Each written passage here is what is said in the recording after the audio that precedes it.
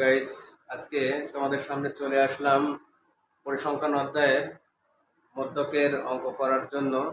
তো আমি বেশি সময় নষ্ট করব না, আমি বোর্ডে অঙ্ক উঠায় রেখেছি এবং এটা হচ্ছে মধ্যক করব আমরা এই অঙ্কগুলোর। আসলে মধ্যক আমরা কিভাবে করব সেটা অঙ্কের উপর নির্ভর করবে। যদি এইভাবে ঢালাওভাবে অঙ্ক থাকে তাহলে নিয়ম একরকম হবে এবং ছক থেকে অঙ্ক করতে গেলে আরেক রকম হবে। তো আমরা যখন মধ্যক এবং প্রচুরক যেটাই অঙ্ক করতে যায় না কেন, সেটার ক্ষেত্রে আমাদের সর্বপ্রথমে অঙ্কগুলোকে ছোট থেকে বড় সাজিয়ে নিতে হবে।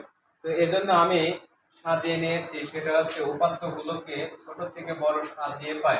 তো এই অঙ্কগুলোর মধ্য থেকে সব থেকে ছোট সংখ্যা 10, তারপরে 12, তারপরে 13, 15, 16 এবং 19 এবং শেষে আছে কত?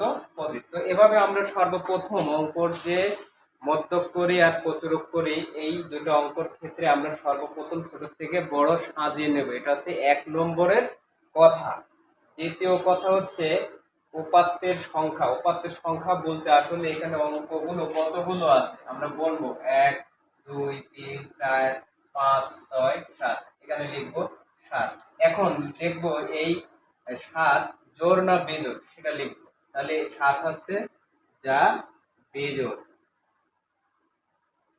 তাহলে যেহেতু বেজোড়, আমাদের মধ্যক নির্ণয়ের সূত্র আছে দুইটা, একটা জোড় হলে জোড়ের সূত্র, বিজোড় হলে বিজোড়ের সূত্র। যেহেতু আমরা বিজোড় পেয়েছি এবং বিজোড়ের সূত্র আমরা অ্যাপ্লাই করব, তো আমরা এখানে লিখতে পারি অতএব মধ্যক সমান সমান উপাত্তের সংখ্যা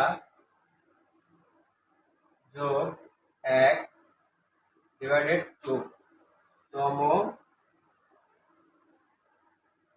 পদ। তো আমরা আগে বের করে রেখেছি যে উপাত্তের সংখ্যা 7 যোগ 1 তম পদ নিচে 2। 7 আর 1 যোগ করলে কত হয়? 8। 8 কে যদি 2 দ্বারা ভাগ করি তাহলে কত হবে? 4।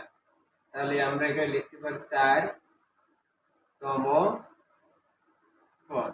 আসলে এটা কিন্তু আমাদের উত্তর 9। এখন আমরা যে 4 পেলাম, এই 4 নম্বরের পদে কে আছে সেটা হবে উত্তর। তার মানে আমরা প্রথম থেকে গুনবো, সাজানো যেটা সাজিয়েছি সেটার থেকে। তাহলে 1, 2, 3, 4। এই যে অঙ্কন আমরা পেয়ে গেলাম, কাঙ্ক্ষিত রেজাল্ট হচ্ছে 15। তাহলে এখানে লিখবো হচ্ছে 15। আসলে এই 4তম পদের মানটা লিখে দিচ্ছি যে 4তম পদ সমান সমান 15। এটাই হচ্ছে আমাদের উত্তর। তো ধন্যবাদ। ভিডিওটি ভালো লাগলে অবশ্যই শেয়ার করবে এবং যারা নতুন দেখছো চ্যানেলটিকে সাবস্ক্রাইব করে রাখবে এবং বেল বাটনটি অন করে রাখবে, যাতে ভিডিওটা যে কোনো ভিডিও ছাড়লে যাতে সবার আগে পেয়ে যাও। আল্লাহ হাফেজ।